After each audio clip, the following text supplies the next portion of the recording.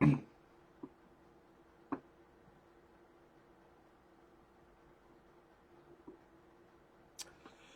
hello, hello, ladies and gentlemen, boys and girls. How's everybody doing? It's Thursday. It's 10 a.m. Central Time. That means it's time for Bookkeeping with Brian. I'm Brian Humphrey, partner here at Humphrey Bookkeeping LLC, along with, of course, our fearless leader, our enrolled agent, my mother, Jackie Humphrey. We're a family-owned firm that offers bookkeeping, tax, and advisory services, among other things. We work with all types of businesses, but we do specialize in helping plumbing business owners get the most out of their business and achieve their financial goals. I do want to apologize to everybody ahead of time. I'm getting over a bit of a cold, but I've got my hot tea here and I've got some water, so hopefully we can get through this without any major issues. Okay, so I'm really excited about today's session. For anyone that did not watch last week's session, we looked at what I call the big three financial reports for a company that I kind of just made up called Bob's Plumbing. So last week was basically just a brief overview of the profit and loss, the balance sheet, and the statement of cash flows.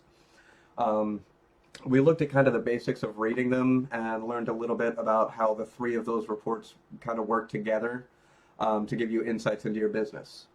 So anyone that missed that session, we do have that replay here on Facebook and also on our YouTube channel. So today we're going to continue working with those reports to help our friend Bob make some adjustments to some spots where his business is underperforming. Okay. So of course, before we do all that, we got the legal stuff to take care of. The information provided in this video is for educational purposes only and should not be considered as professional accounting, tax, or financial advice. Consult with a qualified professional regarding your specific situation before making any financial decisions. Humphrey Bookkeeping LLC, its partners, and employees are not responsible for any actions taken based on this information. Okay. So today we're looking at labor allocation. Now this is a very, very common area to find issues of varying sizes in different businesses, especially in service businesses like trades work, plumbers, electricians, construction, HVAC, all of that. So just a little bit of setup here. We don't really know from these reports exactly how many plumbers Bob has working for him, but we can make some educated guesses here. So I'm not going to go through all the math, but we're going to estimate here, based on his total labor cost, that he has 9 senior plumbers making an average of about $80K each, and he has 6 junior plumbers averaging about $53K each. Okay, so that would put senior plumbers at somewhere around $38.50-ish an hour average, and then juniors at $28.50-ish an hour on average. That seems pretty reasonable to me, so we're just going to go with that. And also it looks like he does have a few helpers as well. He's got some helper wages here for the tax year 2024. So we know he has some plumber helpers. Okay. So if we take a look at labor allocation from kind of a conceptual standpoint, the idea is pretty straightforward. So it's true that you as the business owner, you pay the wages for labor to all of your plumbers. But really, it's payments from your clients for the completion of jobs that pays those wages, right? So the idea behind labor allocation is that you want the work that each plumber is completing, we'll say for each month, you want that particular plumber's salary for the month to be paid off by the profit from each job as quickly as possible each month, okay? Does that make sense? So the way that you do that is you put your highest paid plumbers on the jobs that carry the highest profit margins whenever possible. You with me so far? So basically, if high salary workers work on high profit margin jobs and low salary workers work on the lower profit margin jobs, everyone can kind of cover their own paycheck in the correct amount of time, right? Okay. So here's today's project. We're going to look at labor allocation in Bob's commercial service revenue stream, okay? Because we know from last week that his profit margins are low. right here, he's operating at a 31.2% gross profit margin. So we need to do some work in that area. All right. So I hope you guys brought your calculators, your thinking caps, maybe something to write with, because here we go. So first thing we're going to do is we're going to take, where are we at here? There we go. First thing we're going to do is we're going to take senior plumber commercial wages. Okay, so this is your labor wages. This is your commercial. So we're going to take senior plumber wages, which is 248,500, and then we're going to add junior commercial wages, which is right here. We're going to add 45800. That gives us 294,300 total commercial wages paid. All right. So now we take that number and we divide that, so we're going to take senior plumber wages and junior plumber wages. That's your total wages, which comes out to 1040200. And we see that 28.29% of our total wages for the entire year of 2024 were paid out for commercial work. Okay, 28.29%.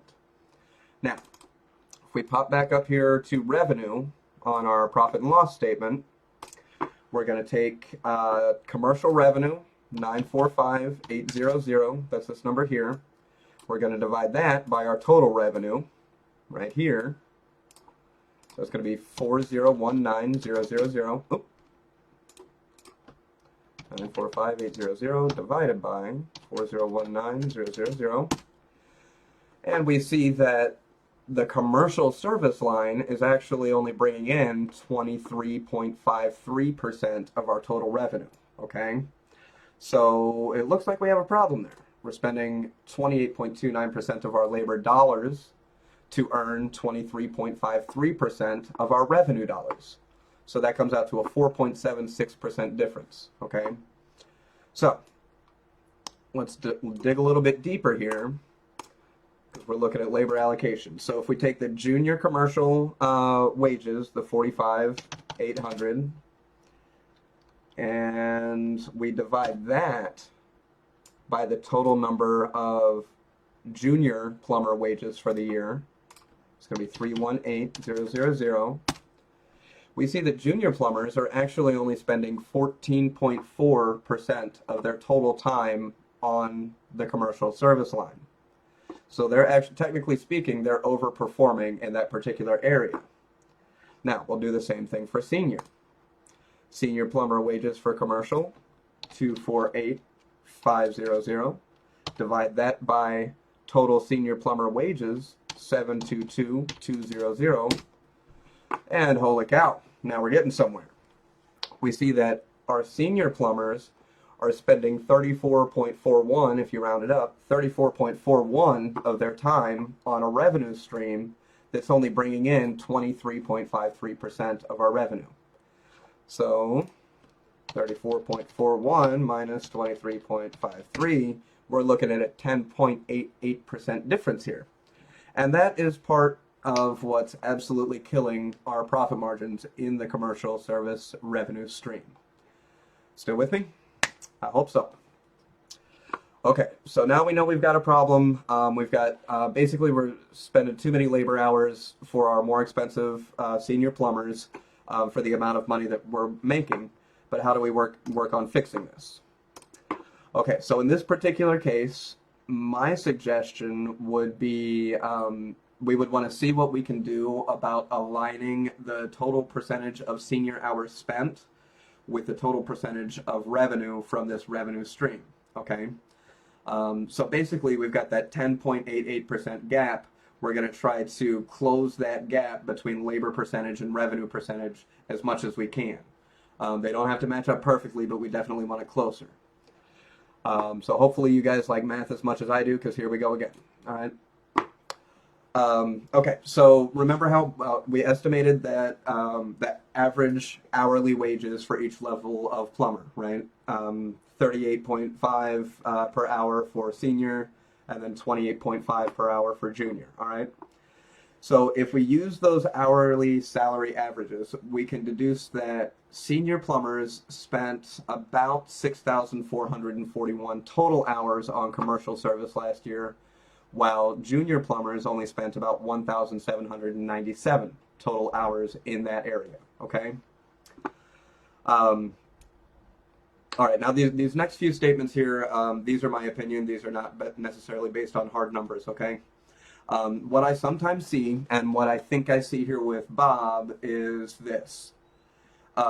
Commercial jobs can have a tendency to produce invoices that have much higher totals in terms of just straight dollar amounts than some residential jobs.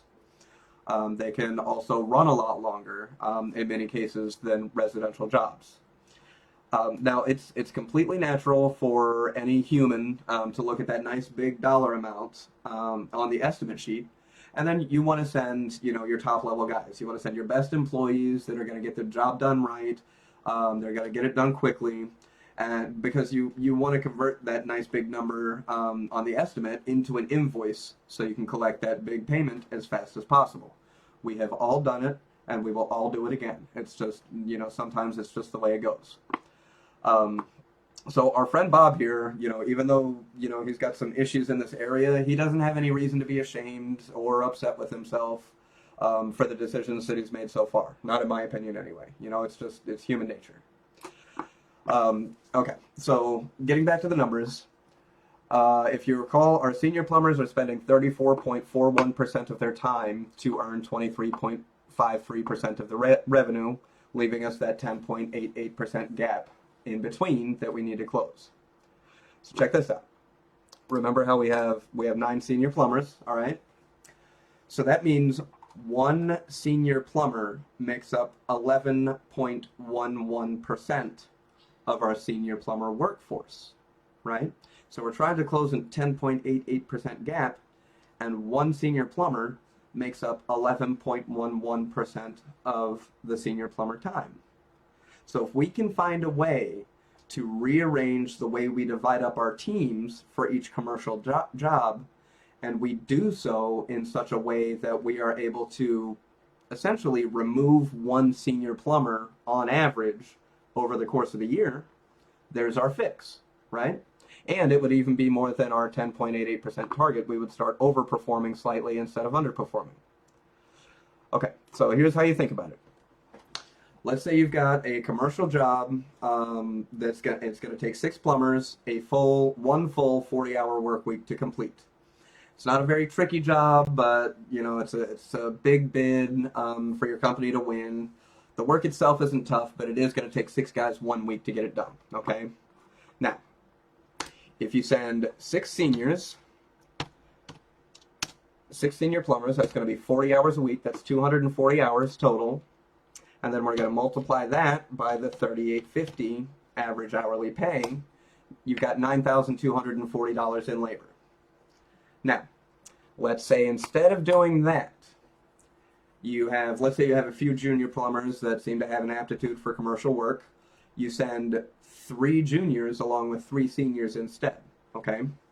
So now, 3 seniors times 40 hours, you're going to have 120 hours of senior work times 38.50. That's 46.20, okay?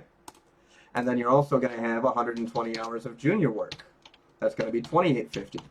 So that comes to 34.20. So you take those two numbers, the 34.20 plus the 46.20, that's $8,040 on labor. That's a $1,200 increase in your profit for that commercial job, okay? Now, right now, you might be saying, yeah, that's great, Brian, but, I got to have work for everybody. But I've got senior plumbers that now they don't have any commercial jobs to do. What am I going to do with them, right? So this actually, because you freed up those senior plumbers' time, you actually have created potential for even more positive revenue changes, okay? So let's say that before watching this video, you would have had 2 of those 3 junior plumbers assigned to maybe a slightly complex residential job that you had estimated as a 3-day job. Well, now you can put, say, for example, 2 of those senior plumbers onto that residential job, right? And now possibly because of their experience and their expertise, they might be able to get that 3-day job done in 2.5 days, or maybe even in 2 days because of their experience, right? So even if those two guys get it done half a day faster than your two junior plumbers would have, you're still saving one whole day of senior labor because you've got half a day times two senior plumbers, right? Plus, the real big benefit here is now you've got your higher paid senior plumbers working on a residential job, which your residential profit margin is 55.9 instead of 31.2, okay? So those two guys, their paychecks are literally being covered more quickly this month because you took them off the bigger job and put them onto the smaller one. See how it all kind of works together? And then, too, don't forget about that third plumber, that third senior plumber that we pulled. So he or she could now go, you can plug them into emergency jobs. We make a really good margin on our maintenance jobs. Maybe they could have an easy week and do some of those, get some paycheck paid for. Or, if you sometimes have to turn away small dollar amounts, high profit margin, quick little repair jobs because everybody's tied up on this big commercial thing, you could actually take on possibly more jobs that month because you have a senior plumber available to complete those. You can actually increase your revenue for that month if you just kind of rotate your plumbers around as far as labor allocation, okay? Now, for those of you that have made it this far, I'm sure there are some people who are currently rolling their eyes and saying, okay, Mr. Bean Counter, that's nice on paper, but that's just not the way that it works in the real world. Trust me, I know that, I understand that. It's almost never going to be as simple as, oh, I just take 2 or 3 guys from here and I replace them with 2 or 3 guys from here, and all of my problems are taken care of. It doesn't work like that. But just keep in mind that just like with the numbers on these fake reports, that scenario with the 3 plumbers and the 3 plumbers, that's just an extreme example to kind of help point people in the right direction who have never really encountered these concepts before, okay? Also, I mean, if I was to have 5 different business owners hand me 5 different reports that give me the exact same labor allocation problems, I would need 5 different solutions to help each one of those businesses, okay? That's just the way it is. No 2 businesses are the same, just like no 2 plumbers are the same. So that's why we, as advisors, we help you identify the problems, and then we can advise you on maybe solutions that we've seen work for other people in similar situations, and we can also advise you solutions that work on paper. But you as the business owner, you know your people, their personalities, their specialties, their licenses, any special certifications, and so on and so on. I don't know those things. I know the numbers. Ultimately, any changes you're going to make into your business, those are going to have to be your decisions to make those changes. So that's why it's kind of important to educate yourself in these areas so you can make those informed, data-driven decisions, okay? So that's kind of the basics on how to, well, one way to spot labor allocation problems and then possible ways to fix it. Last couple of things here before I wrap up for this week. I know I do this a lot, but I cannot stress enough the importance of high-quality bookkeeping and a solid chart of accounts, okay? Because those 2 things are basically the foundation that has enabled us to find this issue for our friend Bob in the first place, right? If Bob didn't require his direct labor employees, or his plumbers, to clock in and out on each job, then we wouldn't have all of these different metrics to be able to go off of. At the very least, he needs them clocking in and out to a different job code for each different type of revenue stream. So you need a different code here, so you know how to come up with these numbers. Ideally, he's having them clock in and out from project to project so that we can analyze anything that we need to in any area, even for a specific job if need be, because there are plenty of situations where you will need to do analysis from job to job instead of from revenue stream to revenue stream. Okay, so high quality bookkeeping, detailed chart of accounts, and making sure that everybody's diligent about clocking in and out in the correct way as they're completing their work throughout the day.